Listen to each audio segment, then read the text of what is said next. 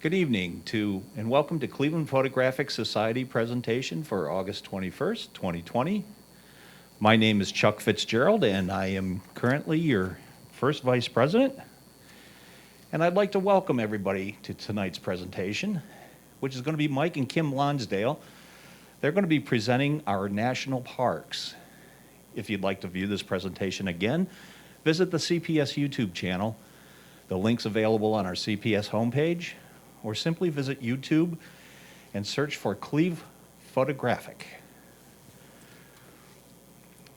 First, some announcements. Upcoming field trips. On Saturday, 8/22, we're going to have our Stone Garden Farms field trip. This has become a very popular place of a lot of our photographers. You can do many styles of photography, like macro focus. You can do landscapes, even portraiture, some architecture. It's become a very popular location. It is going to be outdoors, and we do ask you that you do wear masks and practice social distancing, of course. Next week, we're going to have Richard Ader with his street photography.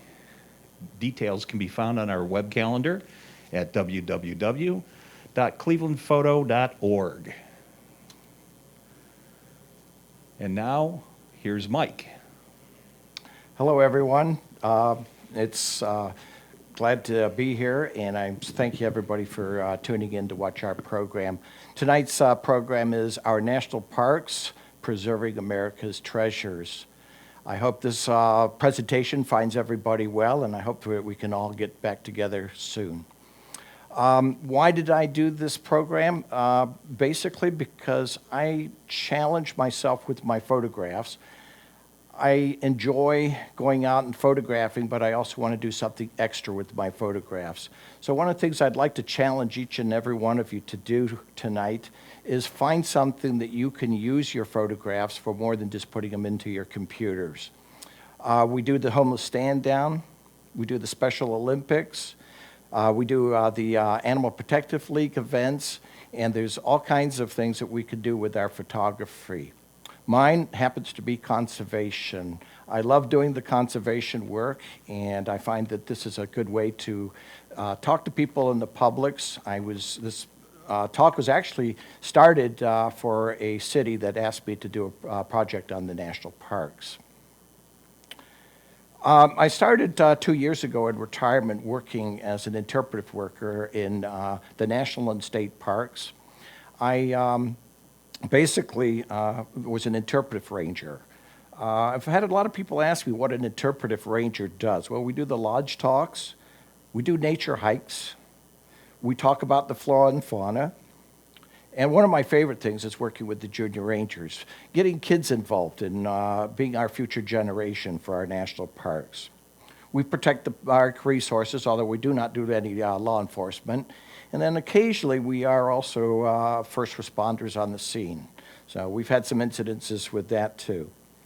I've had the honor of working at Crater Lake, which is in Oregon, North Cascades, which is in the upper part of Washington, and also last year I worked in a state park known as Bruneau Dunes State Park.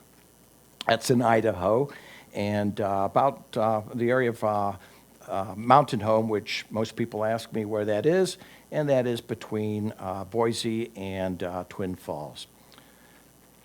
I've been a member here of the club for maybe about 5 years now, and I'd like to just present this presentation to you. The reason that I do the living in the park, I spend 6 months in the park, and then usually 6 months back home. But it gives me an opportunity to use my camera for 6 months. I get to know these places very intimately, and my photography improves, and I get some very challenging opportunities by living in the parks, as you can imagine. Another thing that I also really benefit from is many of the parks have dark skies. At Bruneau, we actually had an observatory, and I'm learning a lot about the night photography, which I really enjoy. I kind of consider myself an intermediate photographer.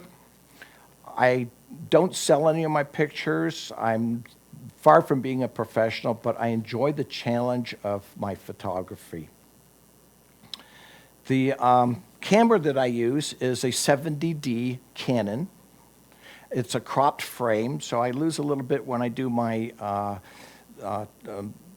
wide-angle lenses, but I gain when I do the telephoto, which I appreciate. My wide-angle lens is a 24 to 75, and that is a Tamron lens. I do enjoy that lens, but sometimes I wish that I had a little bit better lens for my wide angle. In other words, I wish I had a lower wide angle lens.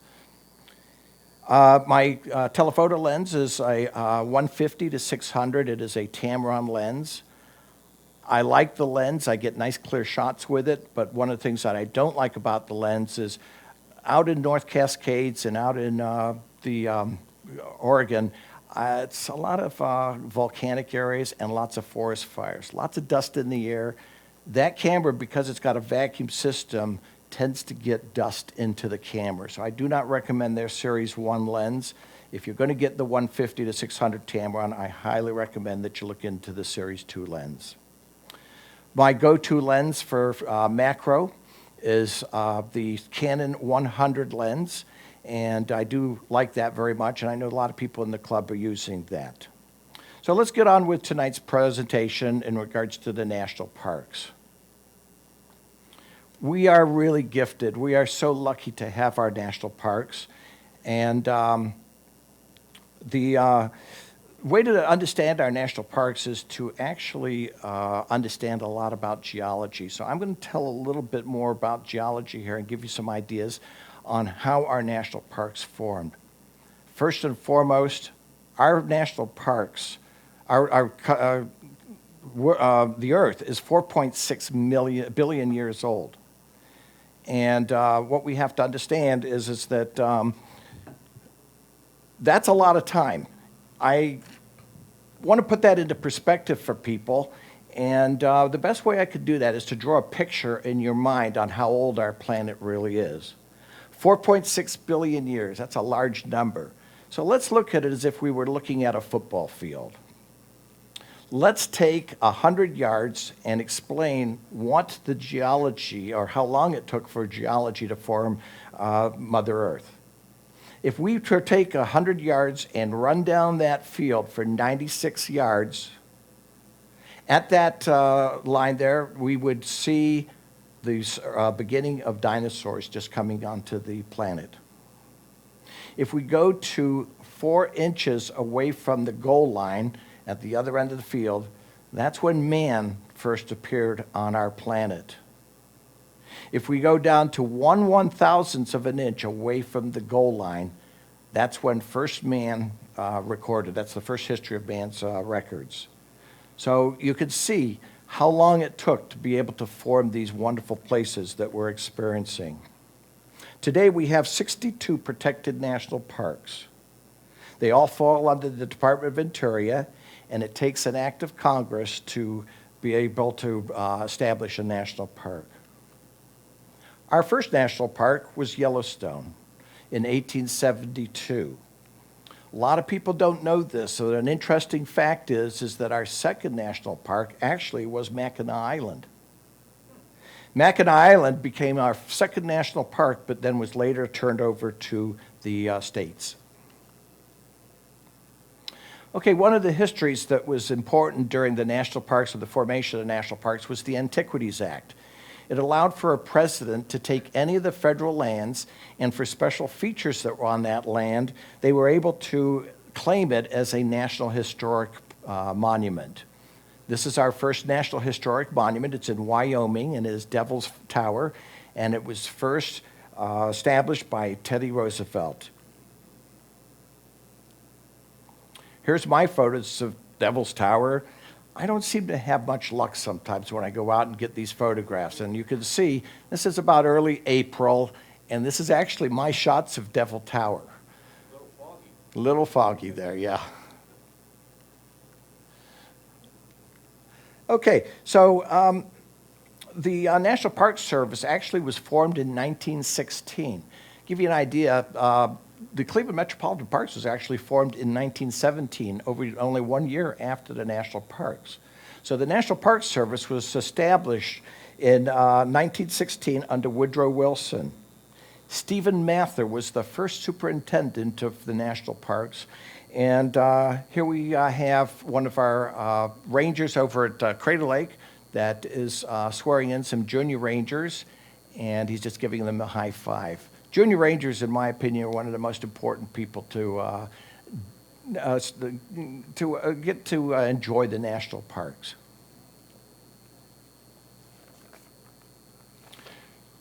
Okay, here we are at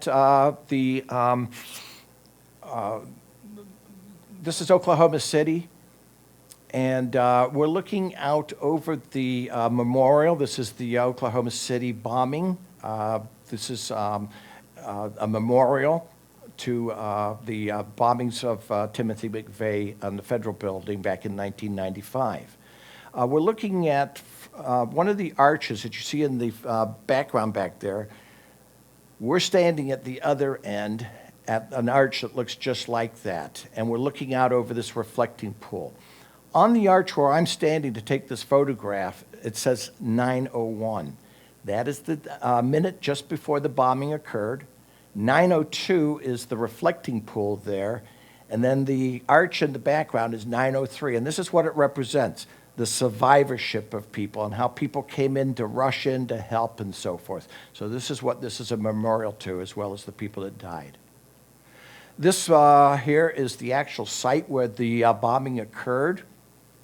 What this is here is these are chairs representing the places at the table where a family member that was killed in this bombing is now missing from the table. The tall chairs represent the adults, and the smaller chairs that you can see in the background there represent the children that were killed. Today, people still come over and put loved ones' pictures and memorials onto the fence. This is a statue of, at the same place. This is Oklahoma City. This is Jesus Wept. And he actually has his face or his back, I should say, to the memorial. And it's just a very expressive piece there that kind of tells about how we all should feel about this kind of terrorism. This is Jefferson, Fort Jefferson. This is on the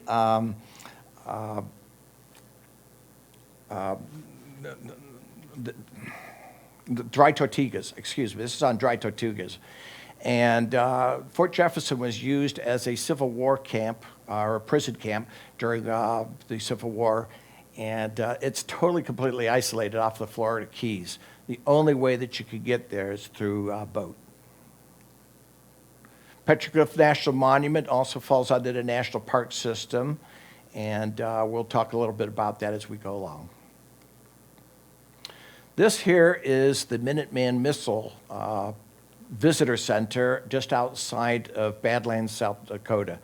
And this is the site where, yes, they did have missiles, and many of us lived this during the 1960s. This is actually pictures of the people in the silo. Many of you guys probably remember, here we are ducking under the chairs. This is what we did back in the 60s. That was really going to protect us from the nuclear explosion. And then some people set up some bomb shelters. I don't know if I'd want to do that because, you know, once you're out of rations, it would be pretty difficult, I'd imagine. And then this here, this is the 3-2-1 mark.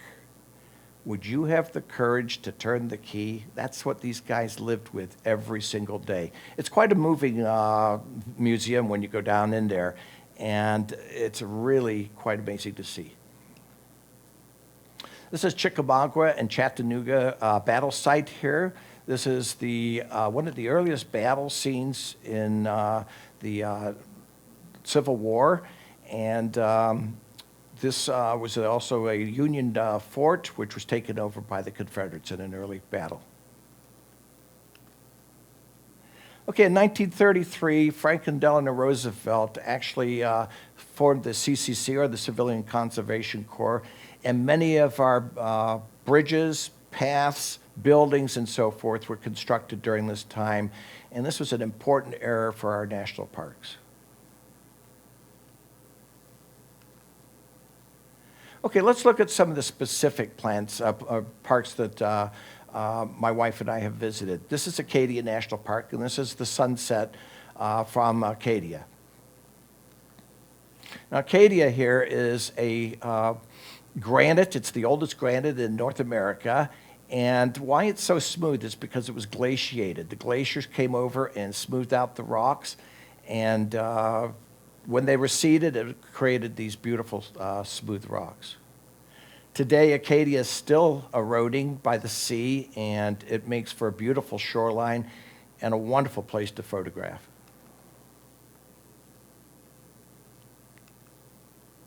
Okay, this is the pond, Jordan Pond, just outside the visitor center at Acadia National Park, and just a nice little tranquil scene, I thought.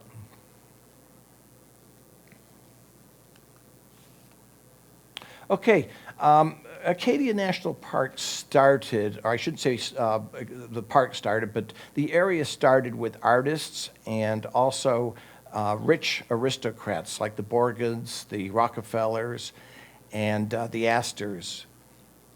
There was a man by the name of George Dorr who really appreciated this park, and he spent 43 years trying to get this to be a national park.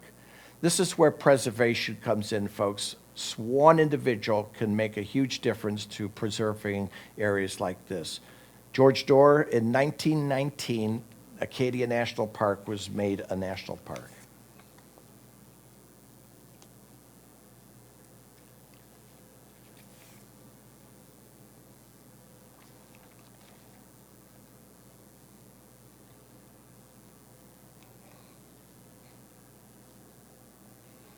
Okay, Acadia also has a wonderful puffin habitat. And the situation is that off the islands, off the coast is some beautiful islands, and puffins have been returned there. Some of you may remember a wonderful National Geographic cover which had a puffin which had krill in its mouth. That was actually filmed off of the coast of Acadia National Park. Okay, next park is the Smoky Mountains National Park. This one, for geological speaking, is just an incredible place. This is Pangaea. Back in the 300 million years ago, Pangaea came together. All the tectonic plates came together and formed a supercontinent. As it did this, it created an uplifting of the mountains. These mountains were the Appalachian Mountains, and that's what you're seeing today. However, those mountains used to be as high as the Rockies, and they even had peaks as high as Mount Everest. Over time, it has eroded down and has created the Appalachians that we see today.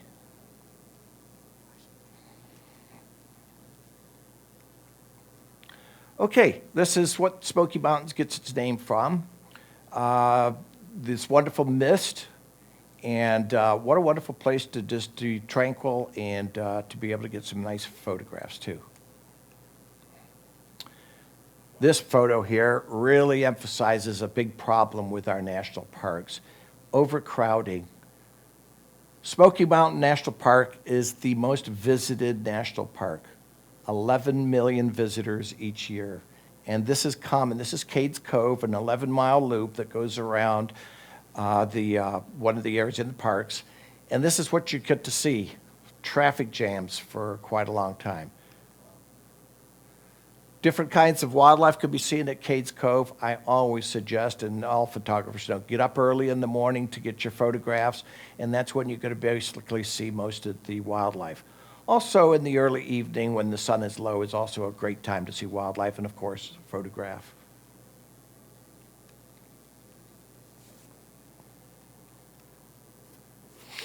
Smoky Mountains National Park also has the largest amount of historic buildings than any other national park.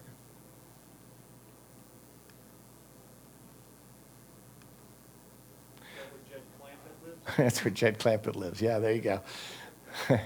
So anyways, this is one of the carriage loops. This is another section of the park. Very tranquil. It's a one-way loop and some wonderful hiking. You can get off the trails here, and In the spring, look at that. You've got lots of rhododendrons and lots of azaleas in there. And what a great place to photograph in the spring. Also, another fact about Smoky Mountain National Park is that it has the most flora or plants than any other national park. This photograph here, I just loved it. We were there in September, and the frost on the grass with these horses just attracted my attention. I just love this photo. The dew on the plants. Okay, lots of photographers come over to Smoky Mountain National Park, and it's kind of like a paparazzi event. There's lots of people there trying to get that sunset, and of course they want to get that smoke. There you go, the smoke, or the mist, I should say, that with the sunset, and it's a gorgeous shot. Okay, the Smoky Mountain National Park was started by citizens, actually. The people of Knoxville and also for Asheville, Carolina, wanted to start the park. They saw the opportunity there and what the beauty was, and they fought for every one of us Americans to make this a national park. There was a lot of fight between loggers, but eventually the public won, and this became a wonderful national park. Hiking is wonderful. Lots of waterfalls. Okay, our next park is the Florida Everglades in southern Florida. This park is absolutely unique. It is a world biosphere. It is also a wetland of great importance, and it is also a World Heritage Site. This is a park that has is one place in the world that is out of 3 places in the world that has all those titles. It has a very large array of birds. Here's a little blue heron. Mike, if I Ospreys. could ask you, what's a World Heritage Site? It's designated by the United Nations, and it is recognized by the United Nations. I can't exactly tell you all the criterias, but what happens there is that it is very specifically designated. So basically internationally recognized then? That, around the very world. much so, yes. Okay. And the Everglades happens to be one site out of 3 that has all 3 of those Okay, thank you. features. Sure.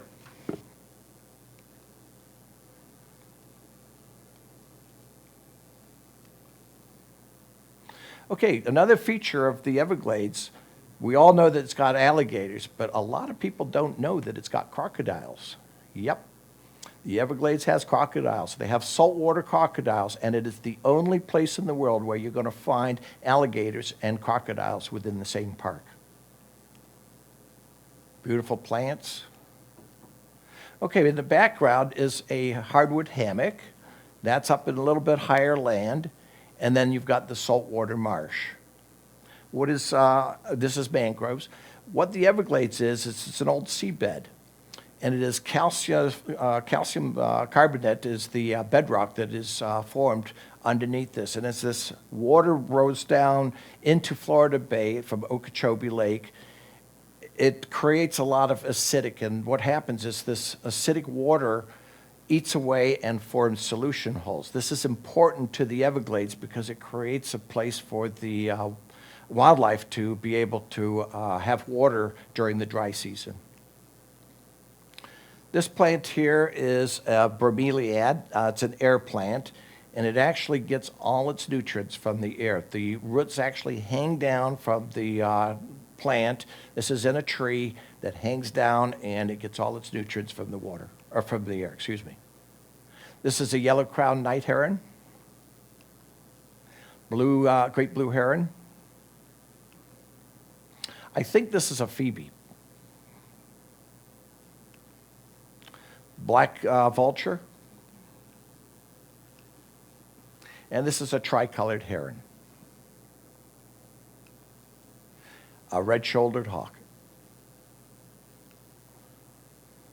Okay, so we talked about the alligators, and yep, there's lots of alligators to be found down there, and it's quite unique.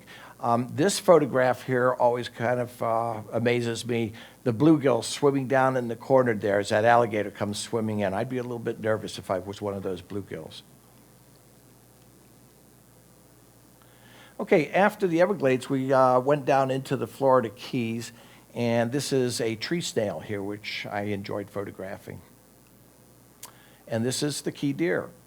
Yes, there is a park down there. They are protected. They're an endangered species, but I kind of chuckle at the idea of the key deer because they were actually brought down from Virginia. They are white-tailed deer. If you see the tail on this deer, it's actually a white-tailed deer.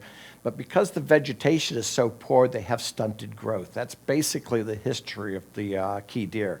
So there's nothing really special about them other than I guess you could say that they're malnourished. And over a long period of time, because they haven't had the great nutrients that they get up north, they're shorter deers, and that's basically what a key deer is. Here we come to the Cuyahoga Valley National Park. This is our own backyard, and what a beautiful place to, if you haven't been over there, which I'm sure most people have, but get over here and see this. This is very unique.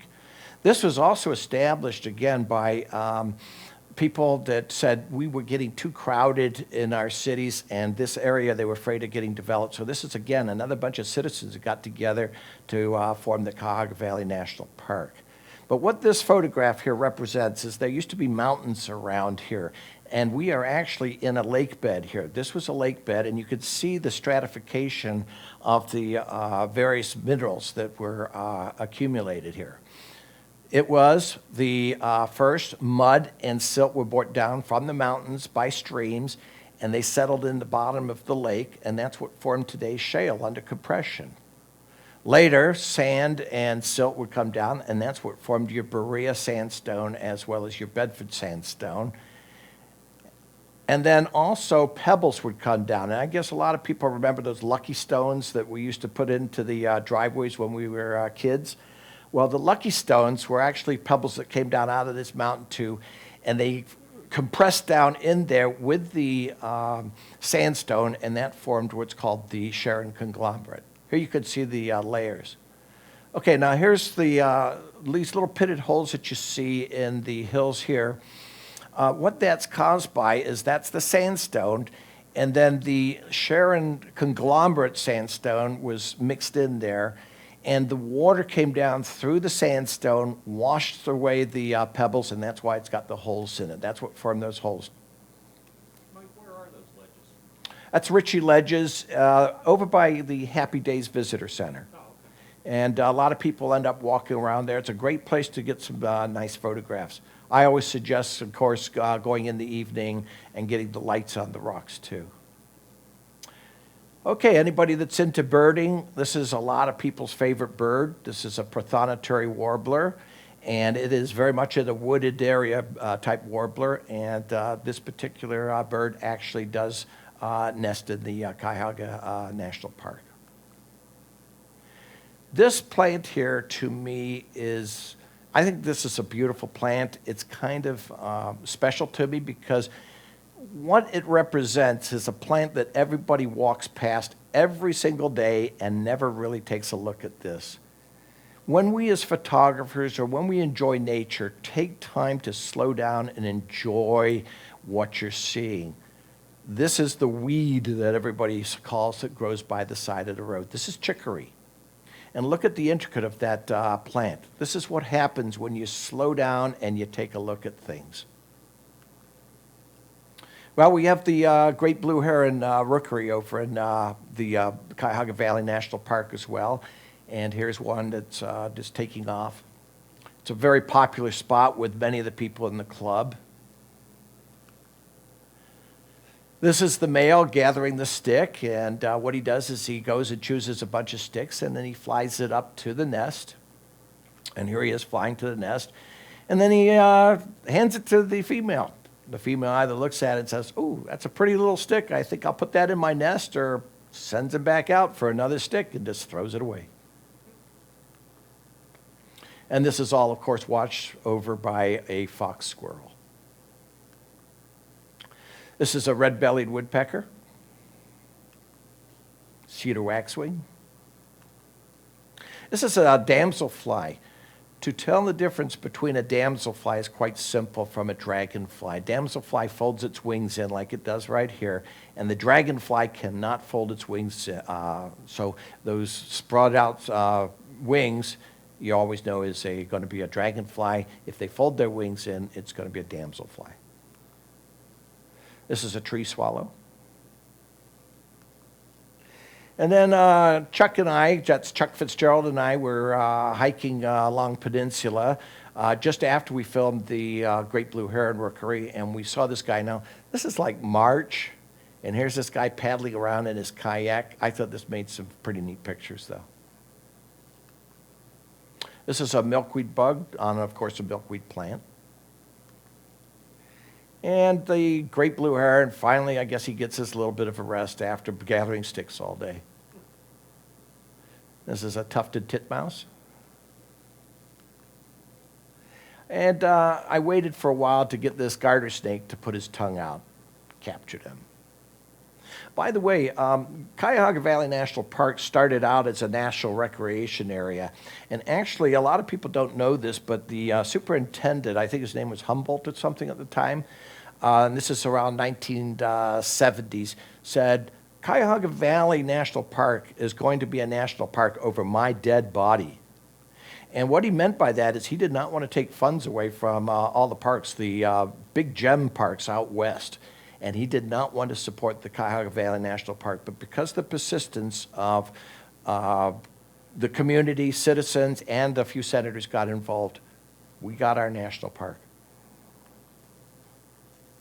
Tiger swallowtail on a thistle.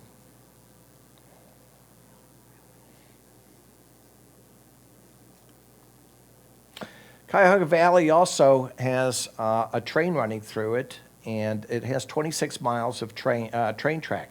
That train track is actually owned by the national park. The maintenance house is owned by the national park, but it takes volunteers to run that train. Also, the train is also owned by the volunteers. So when you go on the Cuyahoga Valley train, that is all supported by a private club. Any money that you buy for tickets goes for purchasing the cars and maintaining the engine. So, you know, when you do support the Cuyahoga Valley National Park, we have something very unique here in Cleveland. Well, this represents the Cleveland Shale. Right past this fall, which is Blue Hen Falls, and a lot of people know this fall, and it's very photogenic, and many people go there to photograph it. But the Buckeye Trail also goes past this. The Buckeye Trail is kind of like Ohio's Appalachian Trail, if you will. It goes all across Ohio, and it comes right past this beautiful waterfall. Okay, our next park is the Carlsbad Caverns, and this is in New Mexico. It's in the Guadalupe Mountains. And again, we have to look at geology here. This used to be an ancient reef. When the waters dried up, all this calcium carbonate was underground, it dried up, and then rain gradually seeped through, causing this acidic erosion, much like the Everglades. But these are caverns underground that were eroded out by water.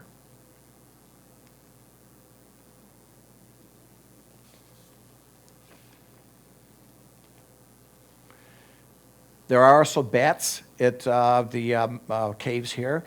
And every morning, or I should say every night, the bats leave, and every morning the bats will return after hunting. This is also a presentation done by the National Park Service, so if you are at the park here, you can actually watch them coming in and going out of the caves if you're there.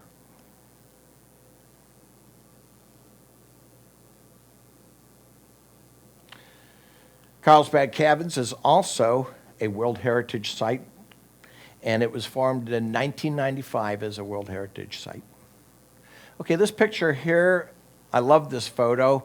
I hadn't been out west except for 2 years ago. That's when I started going out west, and I really wanted to see the wildlife, and I just happened to get this ram, bighorn sheep come right up next to me, and I got a wonderful shot here. You can also get a good idea of what the vegetation is around there, looking at the cacti. So you can kind of get an idea on how dry it is out there.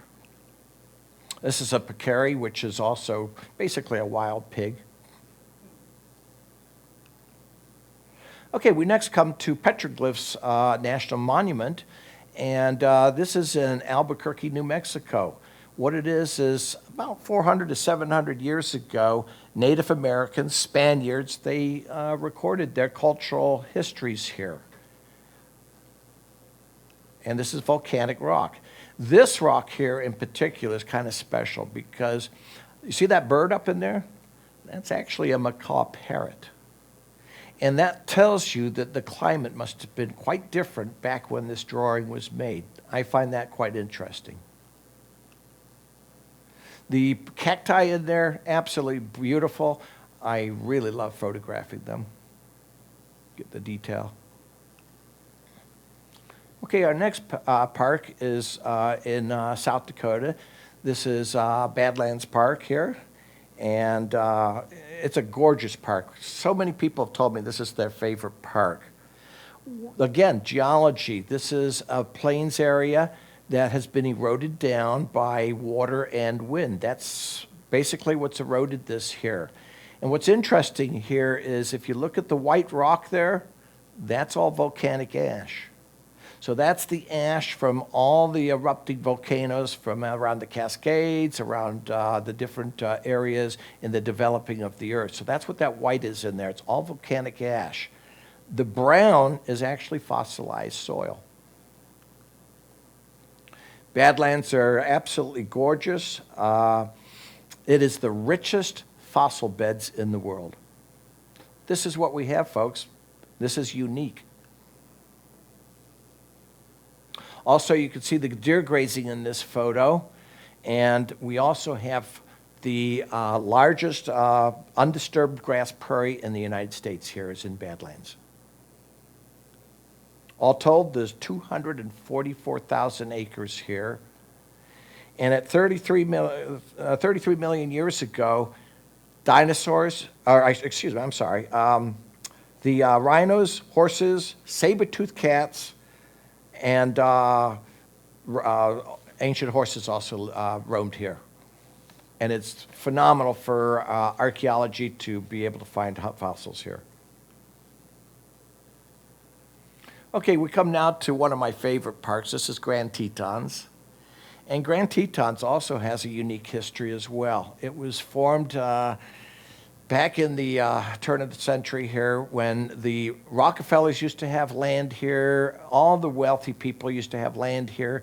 And this was very popular for dude ranches and so forth. It was actually John D. Rockefeller Jr., that is John D. Rockefeller's son, that recognized the beauty in this area, and he preserved all the land around Jackson, Wyoming, and that's why we have this park here today. It was John D. Rockefeller Jr. that really established this. He spent his the fortune that his father earned on preserving this land, but one of the unique tricks that he did is he bought up the land, but he did not say who was buying the land. And that's because he didn't want to have to pay Rockefeller prices.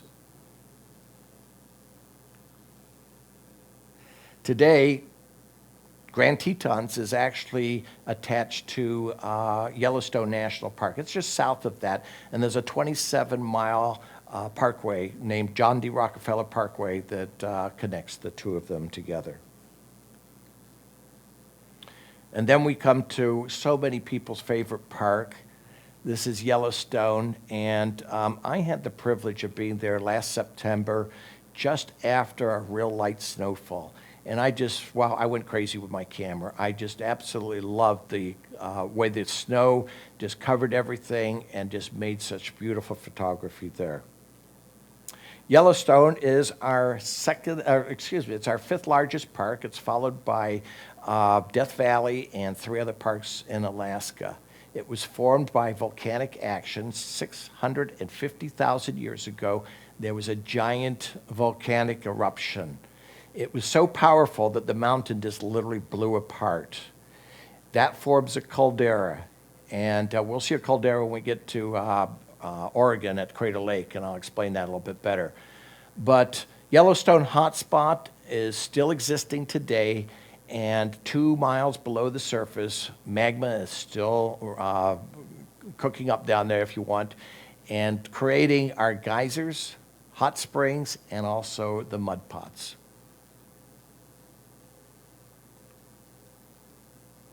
It's a wonderful place to visit if you haven't, so photogenic.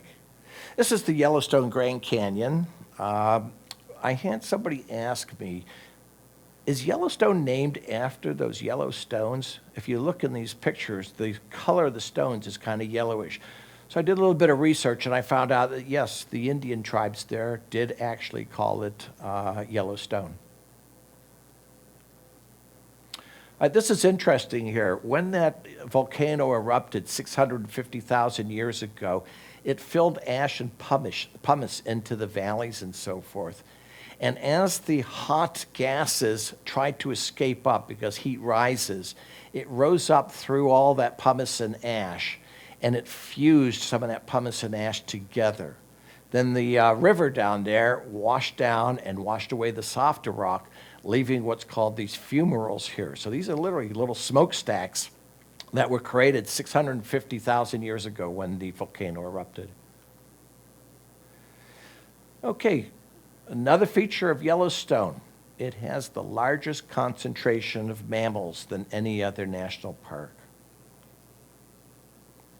It also has 50% of the world's hydrothermal features, and it also has, as pictured here, the greatest herds of buffalo. Another thing about the buffalo, it is the purest stock of buffalo in the United States. A lot of buffalo have been interbred, and the Wind River area recently wanted to introduce some buffalo back to the plains there. This is on a Wind River reservation, an Indian reservation, and they actually took the buffalo from Yellowstone because of its pure genetic stock. By the way, they're not buffalo, they're bison. I should correct myself on that. Okay, the Stellar Jay, this is probably my favorite bird. Ever since I've gone out west, I've always wanted to photograph this particular bird. And here I got it in Yellowstone. I was so happy that I got this. I find this bird so beautiful. This is a golden eye. And then this here just captured my attention here. The light in there with the hills, to me, I just found that just stuck out so beautifully, and I really enjoyed it.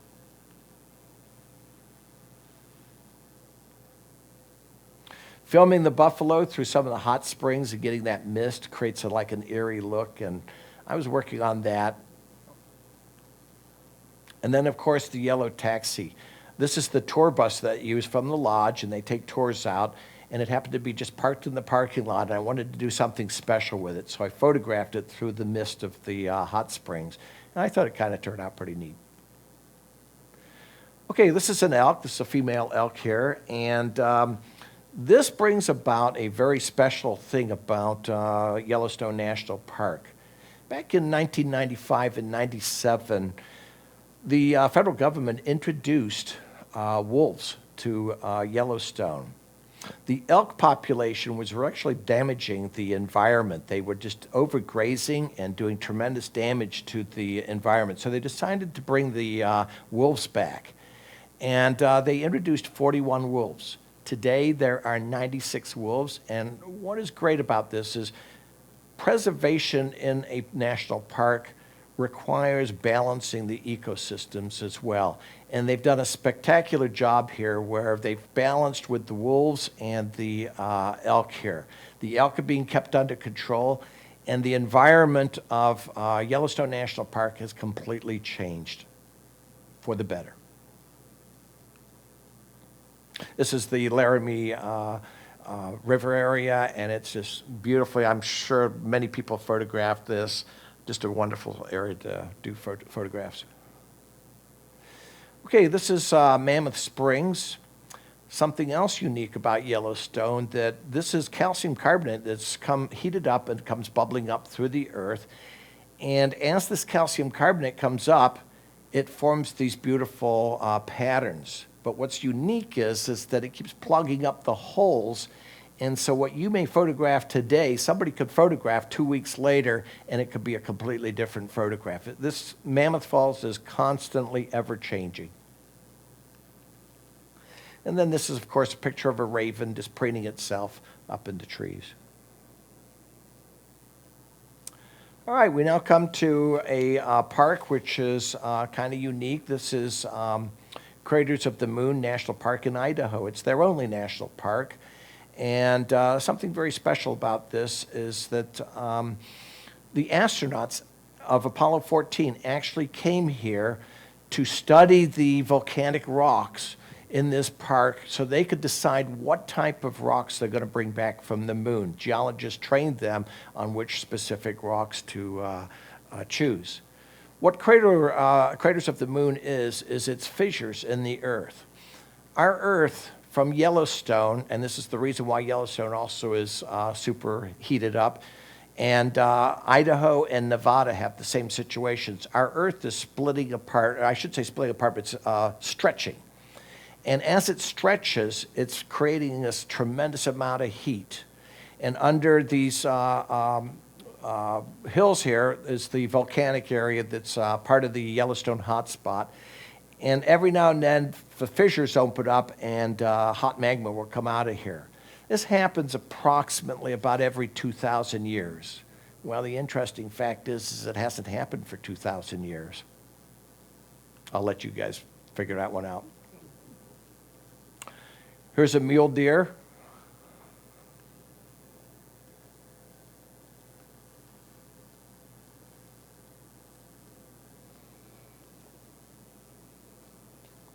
Okay, this picture here, I've always wanted to get a picture of a pronghorn. This is a male pronghorn, and what's unique about the pronghorns is it's the fastest animal in North America. They can run up to 55 miles an hour. The sad thing is that these animals are designed for speed, but not for jumping. Pronghorns cannot jump like deer. And unfortunately, when you build a fence across, a barbed wire fence, they cannot jump over it, so sometimes the animals will run into the fence and get snagged. Fortunately, they have learned how to duck under the fences, and there are places along the fences where they've learned to duck under, so maybe they're solving the problem. This here, one of the great things that National Parks does is it preserves history like history should be preserved.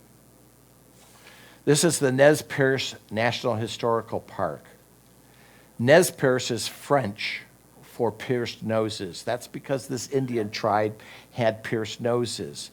And a French explorer actually saw them and named them the Nez Perce. That's how it became known as the Nez Perce. But I want to share with you that Nimi Ipu, that's kind of hard to say, but that is actually the name of the true tribe. Now, I want to say something special about this tribe because this is very important history. It was the Nez Perce, and I'm going to call them Nez Perce just for simplification, but the Nez Perce tribe was actually the tribe that greeted Lewis and Clark.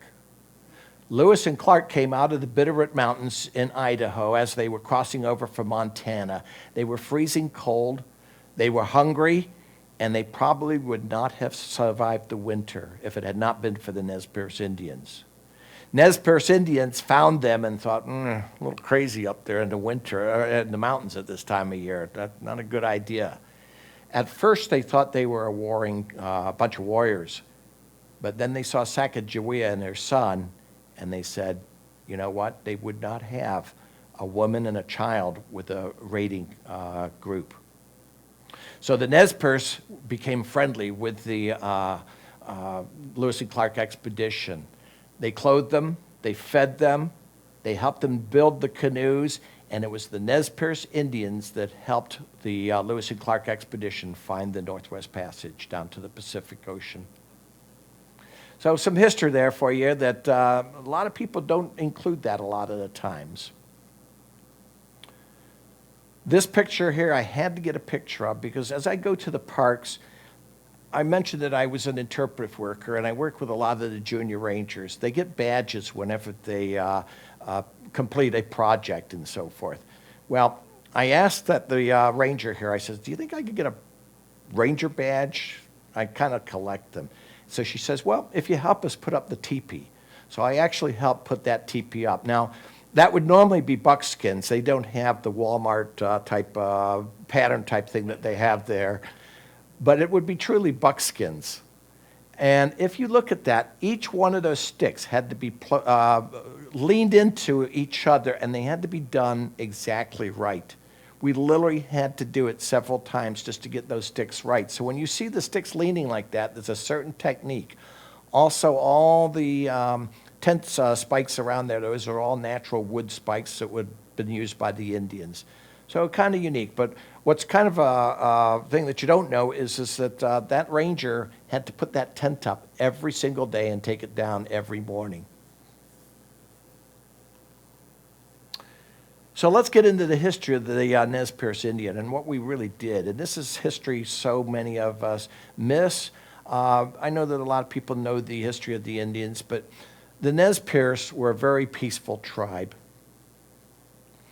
When the Nez Perce were discovered with Lewis and Clark, they were honored with a large area, large territory in Idaho, and they were given the lands as everybody started coming west after during the westward movement and after the Lewis and Clark expedition. This is the battlefield, which actually the Nez Perce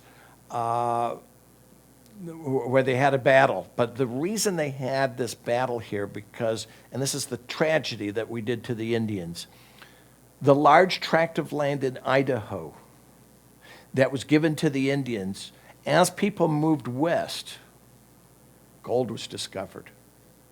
And gold was important to everybody. And what the government did is they literally took 90% of that land away from the Indians so that people could explore for the gold. This is Whitebird Battlefield. This is the first conflict. Let me ask everybody here, what would you think if somebody suddenly took away your homelands and said you have to go and live on 10% of the lands? Well, the Nez Perce did not go along with that either. And this was the first battle where the army was sent out to gather the Nez Perce Indians to bring them back to live on the 10% of land of reservation. Of course, the Nez Perce did not want to. They battled the army, and they actually won this battle. Okay. This here is the actual site of the battle. Where you see those buildings down there, no, those are not teepees, but that's like a farm or something, but that's exactly where the Nez Perce would have been camped. The army came down and invaded. The Nez Perce won. And then Chief Joseph said, let's move on. We're not going to the reservations. There was a group of Nez Perce Indians up in the Canadian provinces, and he led them up in that direction. He actually went through Yellowstone. That's why you see names up there like the Nez Perce Indians have lots of places named after them in Yellowstone. But they got to Montana, and the army discovered them. They followed them, and they got them. Well, by this time, Chief Joseph, many of his people were sick, hungry, and starving. And they said, we will no longer fight. Chief Joseph actually stated the words, I will fight no more forever. And they went to the Indian reservations. Our next park here is Redwoods. And redwoods, they're the largest stand of the redwoods in the world. 50% of our redwoods are right here. There are tracks down along California, but this is right on the California and the Oregon border. This is Jedediah Smith and Redwood Parks.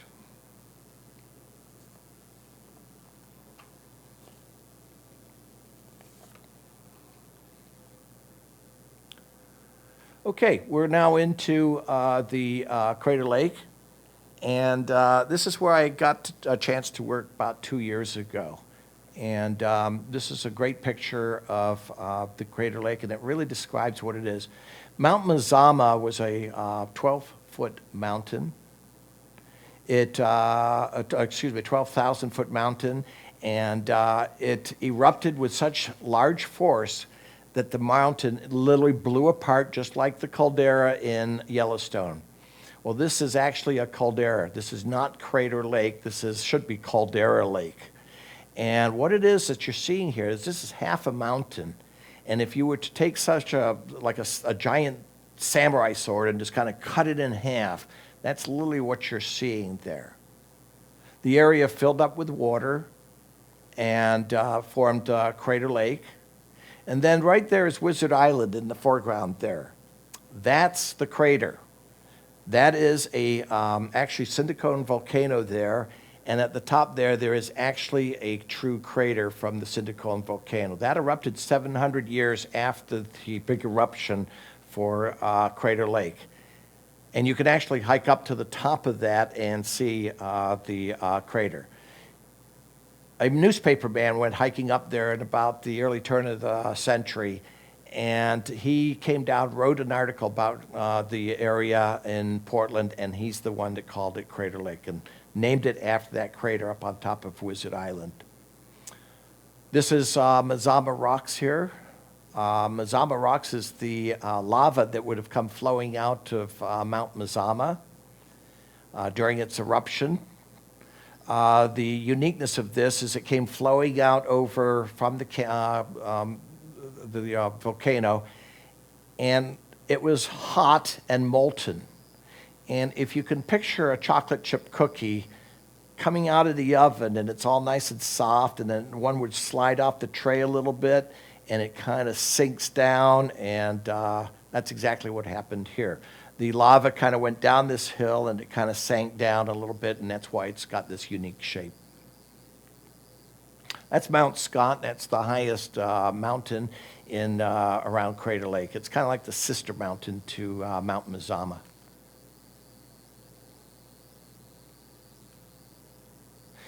I had the honor of working as an interpretive ranger there, and we did boat tours. And this was the tour boats that we actually used. And it was a peaceful, tranquil morning when I came down. I saw this scene, and I just thought it was just so peaceful. If you look in the background by the caldera there, you can see those U-shaped rocks. That's indicative that there used to be glaciers along the ancient Mount Mazama. All right, this is Phantom Ship. And it looks as though it's an island, but it's really not an island. What you're actually seeing here is, if you look on the right of this picture, you can see the curving wall. And then if you look closely through the water where the peninsula comes out, you're going to see like a little bit of brownish color. That's actually the ridge underwater. It's about 30 feet under the water there. And what that is that's Phantom Cone, actually. Phantom Cone was one of the first composite volcanoes that formed Mount Mazama. So you're looking actually inside Mount Mazama, and this is one of the earlier cones. And that's what formed Mount Mazama, which was a composite volcano. This is Pumice Castle.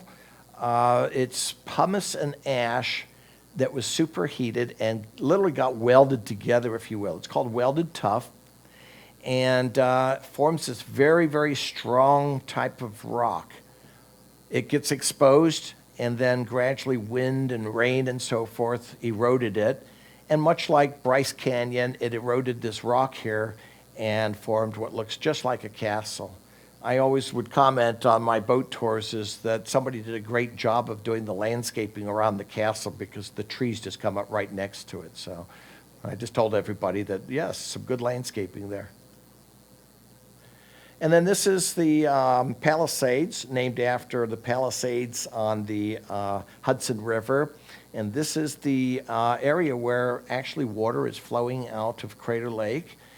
And this is what keeps the lake at its natural levels.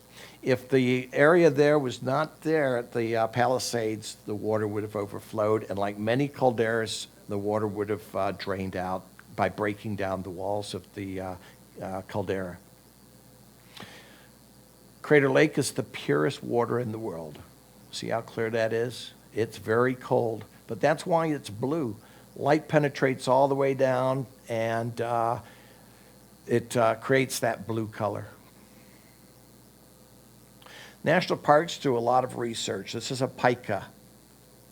And I was very fortunate to capture the pika. I was told where they were, and I stand there for quite a long time. And these little guys would come out, and they're very, very cautious because they are primary food. And that's why they're being studied, actually. No, they are not endangered, but what it is the pika are a species that can only live at 75 degrees. They have such thick fur on them that if they go below 75 degrees or above 75 degrees, they actually get too hot and they can't live. So they keep going higher and higher into the mountain looking for cooler spots as global warming occurs. And this is a problem that's being researched in the national parks.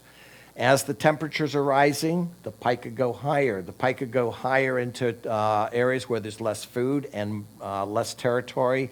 And so they're kind of concerned about the pika because this is a primary food for so many of the other wildlife in the park. Here we have the Palisades, same thing as in Yellowstone.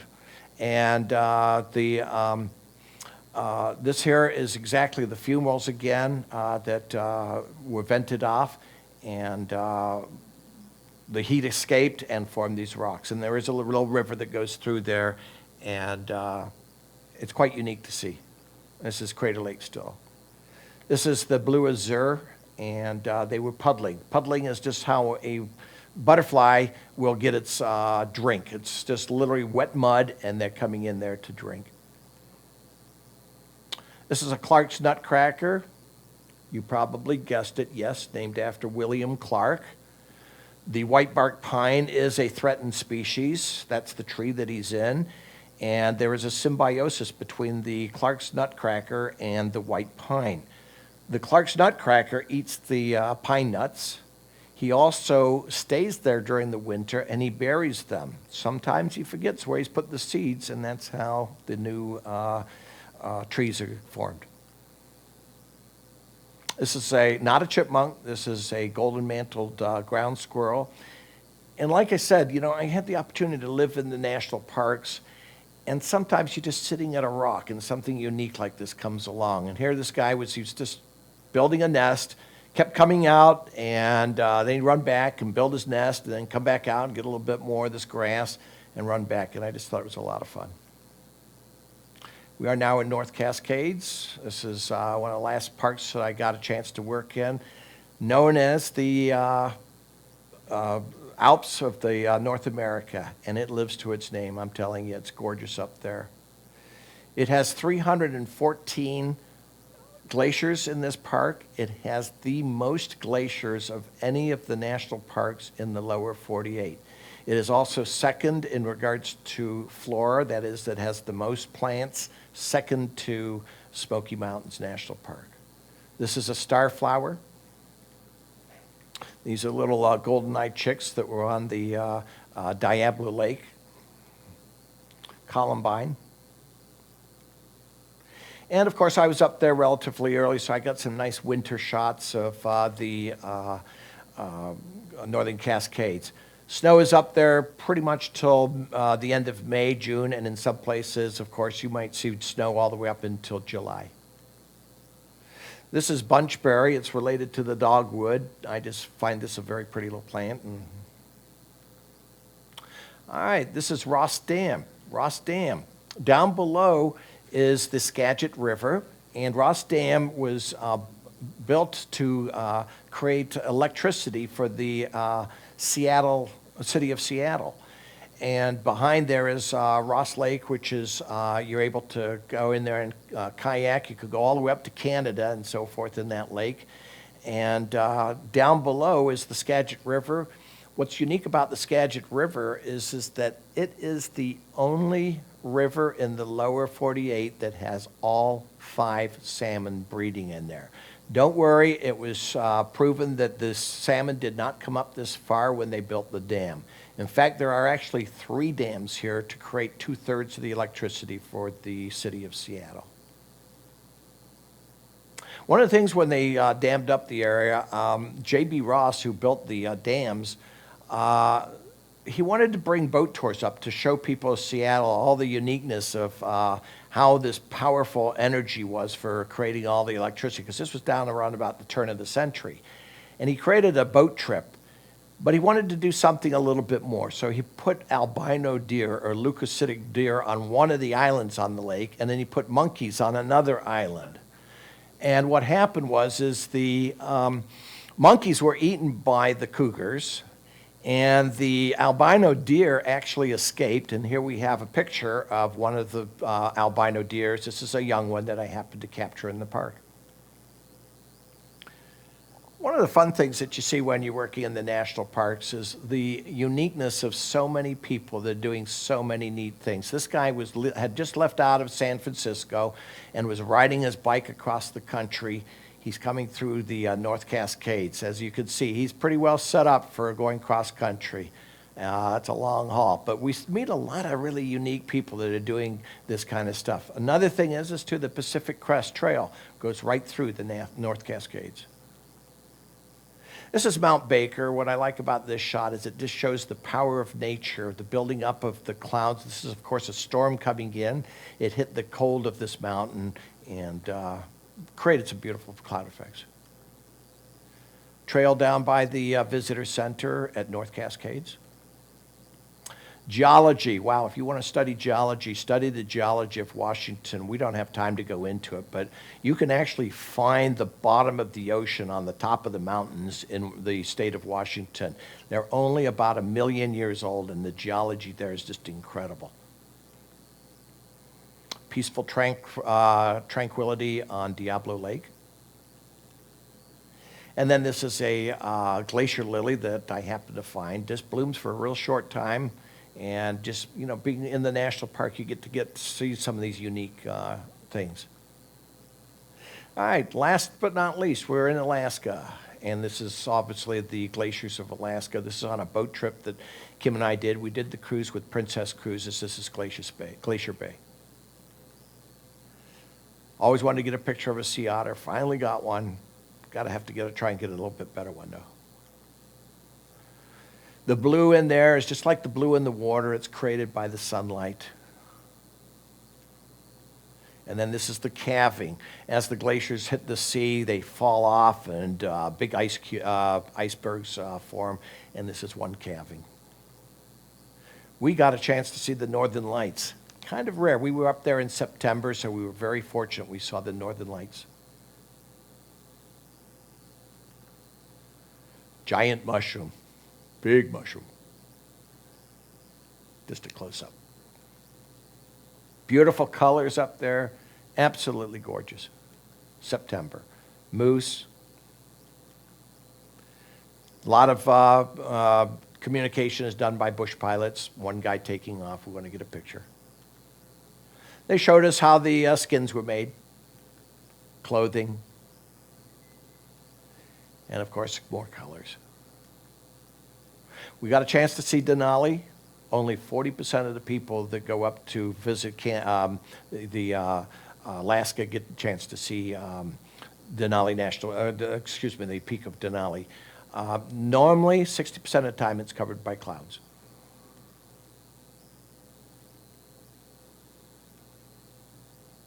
So what does the national park do?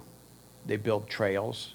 If you look closely, the guy right at the back, you can just see his green hat. That was my roommate at Crater Lake. This is on the Wizard Island, and they're just clearing it for tourists. These guys are the hot shots. These guys are incredible. They were just coming out of the fire. It's about 8 o'clock in the evening. They go in there real early in the morning, come out real late in the evening, and they're the firefighters for the National Park Service. These guys are a hardcore, very elite service. While I was at North Cascades, I had the privilege of actually seeing the actual true art that was on display. It was touring around the country, and it just happened to be at my ranger station. These are the actual photos that were taken for Smokey the Bear. Or I should say paintings, not photos. All right, this is Mark Botanica. I don't have time to explain it, but this guy went down to the bottom of Crater Lake, explored it with a one-man sub. There it is. And he went down 1,943 feet. I wish I had time to tell his story because his sub started leaking down there, and it was quite a tale. And I actually got a chance to talk to him that day and hear the story right from the guy. Pretty unique opportunity when you're living in a national park. And there's the Lake Research Vessel. What can you do? Take a child out into the woods. Let them explore around them and just get an appreciation for nature. This is a great way for us to continue preserving our national parks and all our state and local parks. I love this shot. To me, this says the future. And you're looking at this young junior ranger, and this is something that this kid will remember his whole life. Another young junior ranger, and look at the badges he's got. Every one of those badges was earned at every single park. I mean, he could probably barely even carry that thing around. He's got so many badges. Must be pretty heavy. And of course, you never know who you could get on the phone. Hello, everybody.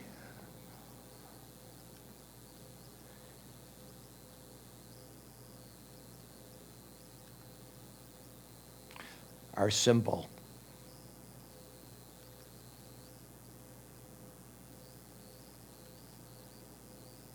And of course, our final shot here is the North Cascades. Get out there and just see them and photograph them. It's beautiful. Thank you very much. Thank you, Mike and Kim. That was very interesting. I know I picked up a few tidbits of information. I kind of felt like I got a tour from border to border across the United States. So thank you very much. We appreciate your time in doing that and giving us all that information. So this concludes our event tonight. For more information about the Cleveland Photographic Society, please visit our website at www.clevelandphoto.org. Thanks for watching, and send us any of your feedback at info@clevelandphoto.org. Thanks again, and keep shooting and stay safe.